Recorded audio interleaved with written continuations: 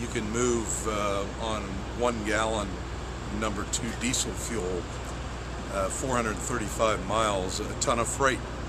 So that's certainly the world's most efficient transportation system for freight, and it will continue to improve as technology accelerates for locomotive fuel efficiency and emissions.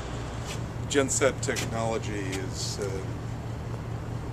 power generation of the locomotive, and Gensets is taking the traditional power of a single engine on a locomotive and dividing it up into multiple power generation sets in order to drive fuel efficiency, lower emissions, and lower noise.